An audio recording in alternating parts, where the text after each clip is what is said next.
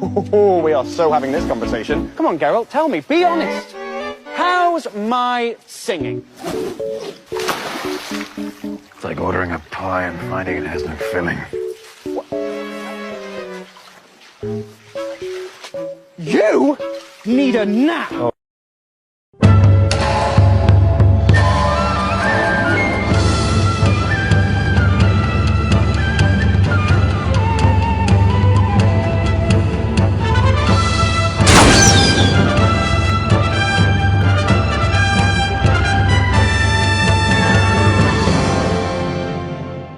Hey guys, what's up? It's BigJackFilms here, and Happy New Year, and welcome back to the InuYasha V-Logs!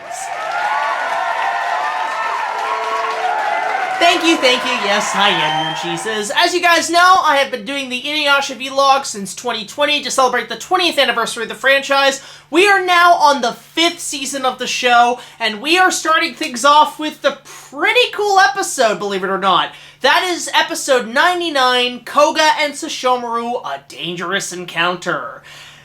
Basically, Koga versus Sesshomaru, if you want to be more specific. Now, I should point out that this is technically the last episode of Season 4, but because of certain changes with the show, I count this as the first episode of Season 5. So how does the episode open? It opens with Koga's two sidekick characters pretty much searching for food. Naraku has still disappeared since the end of Season 3, and his demons are scattered all throughout the feudal era. And during this time, they're just trying to find food, and food's becoming scarce because of all the demons that have been devouring everything, and on top of that, they can't kill humans because Koga has ordered all the wolf demon tribes to stop killing humans because of the sake of his crush on Kagome, basically. He is the ultimate simp of this franchise. So the two side characters are at a river, and they're just doing their own thing, and then they come across Rin and Jaqen, who are just wandering around the countryside, and of course Rin recognizes the two bandit wolf demon members, because if you remember at the beginning of Season 2, when we first introduced Rin, she was murdered by the specific wolf tribe until Sesshomaru came in with the Tensega and revived her, and she's been hanging with him since. So because of that, she's suffering a massive post-traumatic stress disorder attack and is immediately going back to Jaqen saying, "Help me, save me." Of course, Sesshomaru shows up and says, "Hey, what the fuck's going on here? What are you two little punks doing?" And the two servant guys of Koga, they take off with the wolves, and they make sure that Koga does not interfere, does not meet Sesshomaru. And when all this is said and done, they also go to Kagome and InuYasha, as well as Koga, flirting with Kagome, of course. But they ask Kagome, who's this Sesshomaru guy? We don't know what he's all about. And she's like, oh, that's InuYasha's older brother, and he's a little bit more powerful. So the two side characters are like, oh shit, we better not have Koga not only find out that Sesshomaru is InuYasha's brother, but also make sure they don't encounter each other because they could fight and Koga could be killed. So it essentially becomes a sort of an episode regarding these two characters and their comedic antics to make sure Koga doesn't meet Sesshomaru. But at the same time, there is that interest that you realize, wow, these two have never encountered each other, and these two have never fought. They've never fought, because unless you count the Feudal Combat video game on the PS2, which was a great game, by the way, they've never really crossed paths, surprisingly enough. I mean, it's kind of like what Team 4-Star said. So it is an interesting concept to see if these two, who, while they both hate InuYasha's guts, are they actually going to cross paths, and are they going to fight, and who's gonna match each other up? I mean, this is sort of the classic, Frankenstein meets the Wolfman, or King Kong versus Godzilla. It's a great concept for a versus episode, essentially. But it does do something a little bit different. This time around, Sesshomaru is basically just doing it. He just does not give a fuck. And that's the best thing about his character. He does not care. And it ends on a pretty interesting note, but I'll get to that in a sec. So there's not much in the way of them actually fighting, except for kind of getting the audience back up to speed of what the plot is regarding Koga and the Wolf Demon Tribe. We see flashbacks from Season 2 and previous episodes where we are introduced to Kagra and how the tribe was slaughtered, and just their continuous hunt for Naraku. And it does also become, in some ways, a Koga story, because Koga is one of those characters that, well, essentially a side character as part of the main group of the Fellowship. He doesn't show up in any of the movies, and on top of that, is sort of the one the fangirls always go for, essentially, but it's probably due to the fact that he's voiced by Scott McNeil, who is one of the best voice actors in the cast. I mean, this is David Cage versus Scott McNeil. It's actually pretty damn cool. So, eventually the two do finally meet. They do finally have an encounter with each other. And it kind of leads up to you're thinking, oh god, are they going to fight? I want to see how this almost Batman v Superman levels of tensity builds up. And it surprisingly ends with, basically, you know, a demon tries to attack Rin, so Sesshomaru is obviously wanting to protect her, but Koga comes in and says, hey, leave the girl alone, the demon fucks off and is defeated, and Koga's like, well, we gotta protect the humans, because that's what Kagome wants, and it's like, you know, I'm just gonna do that, because that's what I do. And Sesshomaru at first was gonna kill him, but then he saw that he protected Rin, and he's like, you know what? I'm gonna let you slide, man. I'm gonna give you this chance to live, Koga. You know, you've earned your stripes today, dude.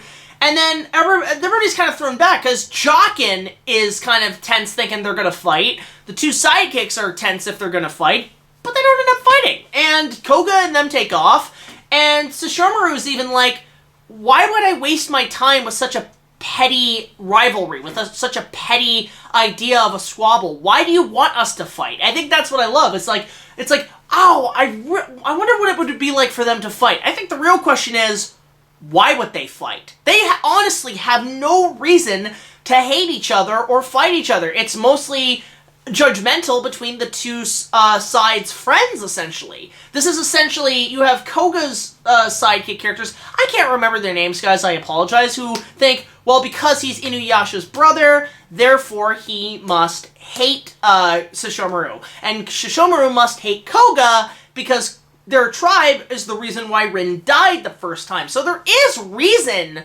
for them to have the squabble, but Sesshomaru sees it as bygones be bygones, you know? We're past that shit. Moving on, moving forward. We got bigger fish to fry with Naraku. And in that sense, again, it gives Sesshomaru a bit of respect. It gives both of them respect, essentially, that they just don't, they're not these hot-headed idiots. They're not like InuYasha. For once, they're the better characters. They do not want to fight. They just have no reason to. No reason whatsoever, other than if it was like, say, a gladiator match, if they were placing bets and they wanted to just square off to see who's stronger just for the fun of it, I understand. But in terms of hating each other for a reason to fight, no reason. And it's mostly, I think this episode was made to kind of give sort of what the audience wants, because this was at the time that the show was going through a little bit of fan service, especially after the second film, where past characters, of course, come back, and on top of that, the idea of fights, of characters meeting each other. Like, the first movie had Sesshomaru meet Kikyo because just the fans wanted that for some reason. This one has it where Sesshomaru and Koga, hey, they've never met. Are they gonna fight? Who would win in a fight? That'd be pretty damn cool. You know, it's like heads for Koga, tails for Sesshomaru. It's like, it's just that classic, you know, fans discussing who would win in a fight sort of thing, but then they gave it a whole episode or a movie nowadays, because that's half of Hollywood now. So, in terms of this episode overall, I really liked this one. It was a nice way to kind of start the season with these two fan-loved characters and wondering what it would be like if they fought, but the question raised, why and what's the point of it, which there is none. It's just sort of a fan speculation. It's essentially, hey, can we have a death battle? Can we have a superpower beatdown? It's like, no. I see no reason for these two to fight. And I'll give credit to the television makers and the creators.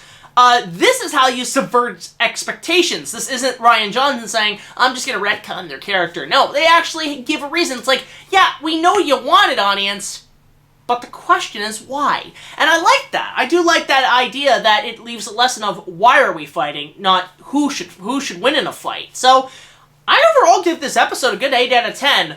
The only thing I will say that is a minor issue is the animation. This was at the time when they immediately switched to digital, especially after the second film. Digital animation had taken over, and hand-drawn traditional animation, which gave the original run of the series its dark and gritty aspect, making it more adult, started to dwindle away, and it became a bit more lighter and colorful. Now, like I said in my review of the second movie, color is not a problem.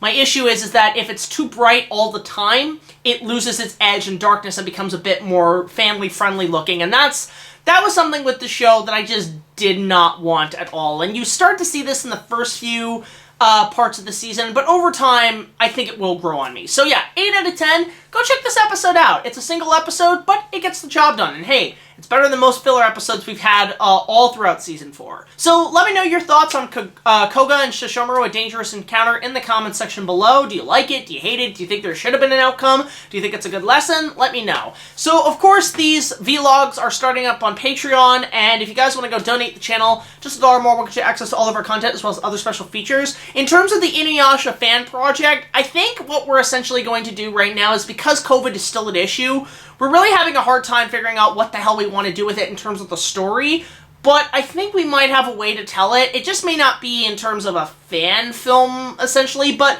we do want to tell it through a visual filmmaking experience. So just any donations you can to the channel does go to contribute to the budget for the episode, and we really appreciate it. So join me next week when we actually celebrate, I'm not kidding, the 100th episode of InuYasha. Now, that's not necessarily the 100th vlog, but it's essentially the 100th episode of the show. Because remember, when we do these, if there's a story arc, we actually try to compile them into one.